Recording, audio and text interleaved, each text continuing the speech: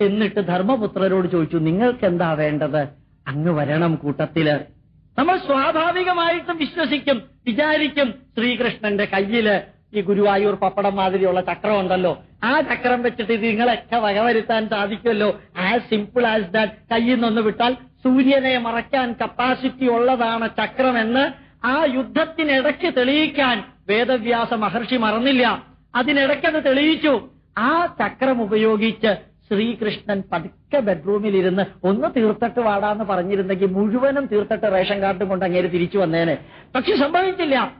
ആദ്യം ധർമ്മപുത്രർക്ക് വാക്കുകൊടുത്തപ്പോൾ പറഞ്ഞു, ഒരു കണ്ടീഷൻ, ഞാൻ നിങ്ങളുടെ കൂട്ടത്തിലുണ്ടാകും, ഒരായുധവും ഞാൻ ഉപയോഗിക്കില്ല. ആദ്യത്തെ ഭഗവത്ഗീതയിലെ വരി, സമശത്രൗച മിത്രേച തഥാമാന അപമാനയോഹോ ശീത ഉഷ്ണ സുഖദുഃഖേഷു സമസംഗ വിവർജിത. രണ്ടുപേരോടും എനിക്ക് അറ്റാച്ച്മെന്റ് ഇല്ല, രണ്ടുപേരോടും എനിക്ക് എതിർപ്പില്ല.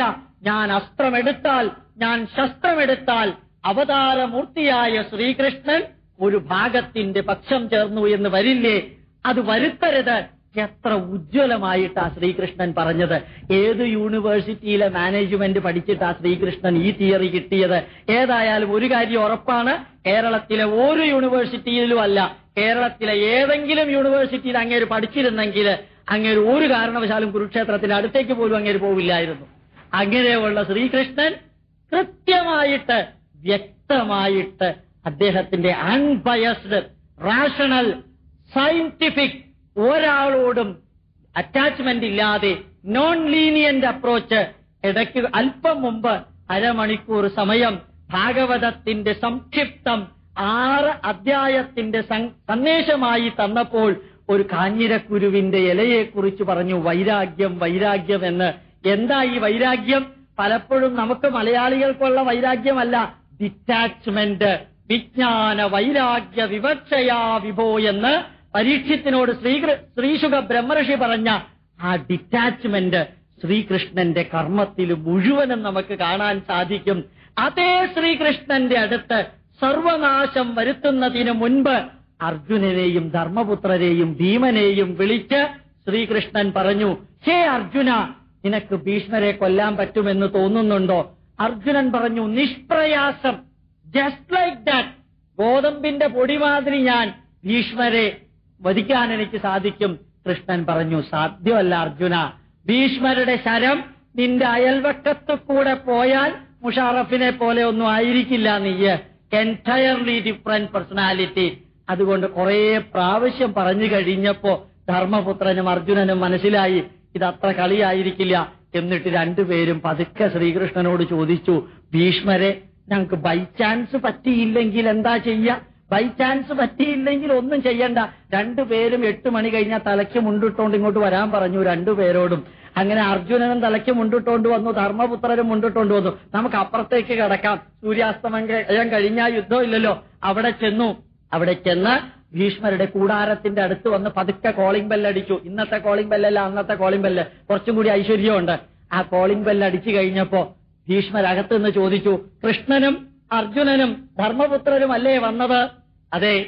എന്നെ കൊല്ലേണ്ടത് എങ്ങനെയാണെന്ന് ചോദിക്കാനല്ലേ വന്നത്? അതെ. എത്ര കൃത്യമായിട്ടാ. എന്താ നിങ്ങൾ വരാൻ കാരണം? കൃഷ്ണൻ പറഞ്ഞിട്ടല്ലേ? അതെ. 3 അതേകൾ, 3 അതേകളാണ്. കാരണം അവിടെ വന്നത് ശ്രീകൃഷ്ണൻ പറഞ്ഞിട്ടേ ഇവർക്ക് വരാൻ സാധിക്കുള്ളൂ. കാരണം ഭീഷ്മരെന്ന് പറയുന്ന അത്രയും ഓർഡിനറി കപ്പാസിറ്റി ഒന്നുമല്ല, ഹൈ ലെവൽ എഞ്ചിനീയറാ. ആ പാർട്ടിയുടെ മുമ്പിൽ മന്ത്രാക്ഷരം ഉപയോഗിച്ച് ബാച്ചിലേഴ്സിന്റെ സർവ്വ ബ്രഹ്മചര്യ ശക്തിയും ഉപയോഗിച്ച് ഒന്ന് അടിച്ചു തെറിപ്പിച്ചാൽ ചിലപ്പോ ശൂലത്തിന്റെ കൂട്ടത്തിൽ അർജുനൻ അപ്പുറത്തെ കടലിൽ ചെന്ന് വീണു വരും. ഇത് ശ്രീകൃഷ്ണൻ അറിയാം, ഫാർ സൈറ്റഡ്നെസ്. എന്നിട്ട് അർജുനൻ ചോദിച്ചു, അങ്ങയെ കൊല്ലേണ്ടത് എങ്ങനെയാണ് എന്ന്. Just you think you are in that site. ആ സൈറ്റിൽ വന്നിട്ട് ലോകത്തിൽ ഏതെങ്കിലും ഒരു ഡ്രാമയില് അങ്ങയെ കൊല്ലേണ്ടത് എങ്ങനെയാണെന്ന് ഒന്ന് ചോദിക്കാൻ സാധിക്കോ? ചിലർക്ക് തിരുവനന്തപുരത്തുള്ള ഒരാൾക്കല്ല, പലർക്കും തൃശ്ശൂരിലുള്ള ഒരാളെ വന്ന് അങ്ങക്ക് ചെകിടത്ത് എങ്ങനെയാണ് 2 തരേണ്ടതെന്ന് ചോദിക്കണമെന്നുണ്ട്. പക്ഷെ ചോദിക്കാൻ പറ്റുമോ? അധികം ചോദിക്കാൻ പറ്റില്ല. പക്ഷെ ഇവിടെ ശ്രീകൃഷ്ണൻ ചോദിപ്പിച്ചു. കാരണം നിങ്ങൾ അതിന് പരിധിയൊന്നും കടന്ന വ്യക്തികളൊന്നും അല്ല. നിങ്ങൾ ചെന്ന് ചോദിക്കുക. ഉടനെ ഭീഷ്മര് പറഞ്ഞു, എന്നെ കൊല്ലാൻ വളരെ എളുപ്പമാണ്. എത്ര കാലത്തോളം ശിഖണ്ഡി എന്റെ മുമ്പിൽ വരുന്നില്ലയോ അത്രയും കാലത്തോളം ഞാൻ ഈ അസ്ത്രമെടുത്ത് വെറുതെ നിങ്ങളുടെ മുമ്പിൽ കളിക്കുന്ന മാതിരി ഞാൻ എഴുതുകൊണ്ടിരിക്കും. പക്ഷേ എന്നെ വധിക്കണമെന്ന് ദൃഢപ്രതിജ്ഞ ചെയ്ത ഒരാൾ അവതരിച്ചിട്ടുണ്ട്. ആ ശിഖണ്ഡി നിങ്ങളുടെ മുമ്പിൽ നിർത്തിയാൽ ഞാൻ അസ്ത്രം താഴെ വെക്കും. ഇതാരാ പറയിപ്പിച്ചത്? Sreekrishnan. Management technique, applied management. എന്തുകൊണ്ട്? Theoretical management tells you that പിതൃദേവോ ഭവ. അർജുനൻ ചെയ്യാൻ പോകുന്നത് പിതൃദേവോ ഭവക്കെതിര്. കാരണം പിതാമഹനായ ഭീഷ്മരെ അടിച്ചു തെറിപ്പിക്കാൻ പോവുകയാണ്. അതിന് ജസ്റ്റിഫിക്കേഷൻ വേണം. ശിഖണ്ഡിയെ മുമ്പിൽ കൊണ്ട് നിർത്തിയിട്ടാണ് സാധിച്ചത്. ലോക ചരിത്രത്തിൽ ഒരിക്കലും തന്റെ ചെകിടത്ത് എങ്ങനെയാ എനിക്ക് 2 തരേണ്ടത് എന്ന ചോദ്യത്തിന് ഈ അടി കൊള്ളാൻ പോകുന്നവൻ ഉത്തരം നൽകിയ ചരിത്രമില്ല. അവിടെ നിന്ന് തലയ്ക്ക് മുണ്ടിട്ട് ഇവരെ രണ്ടുപേരെയും ദ്രോണാചാര്യരുടെ അടുത്ത് കൊണ്ടുപോയി ദ്രോണാചാര്യരോട് ചോദിച്ചു, എങ്ങനെയാ അങ്ങേ കൊല്ലേണ്ടത്? അദ്ദേഹവും പറഞ്ഞു, ഞാൻ മതം മാറിയ പാർട്ടിയാ. ഇപ്പൊ മതം മാറ്റുന്ന മാതിരിയല്ല. അദ്ദേഹം ബ്രാഹ്മണനാണ്. ദ്രോണാചാര്യര് ബ്രാഹ്മണനാണ്. ബ്രാഹ്മണനൊരു പ്രത്യേകതയുണ്ട്. ആ ബ്രാഹ്മണ്യം ഉപേക്ഷിക്കാതെ ക്ഷത്രിയധർമ്മം സ്വീകരിച്ച് കുരുക്ഷേത്ര ഭൂമിയിൽ വന്ന ആ ദ്രോണാചാര്യര് ഏത് നിമിഷം തന്റെ അന്ത്യകർമ്മം നടത്താൻ, പിണ്ടശ്രാദ്ധ കർമാദികൾ നടത്താൻ മകനില്ല എന്നറിയുന്നുവോ അന്ന് ആ നിമിഷം കുരുക്ഷേത്ര ഭൂമിയിൽ ശസ്ത്രമേറ്റ് മരിക്കുമെന്നുറപ്പാണ്. ഒരു ഇൻഫർമേഷനെ കൊടുക്കേണ്ടു, അങ്ങയുടെ മകൻ ജീവിച്ചിരിപ്പില്ല.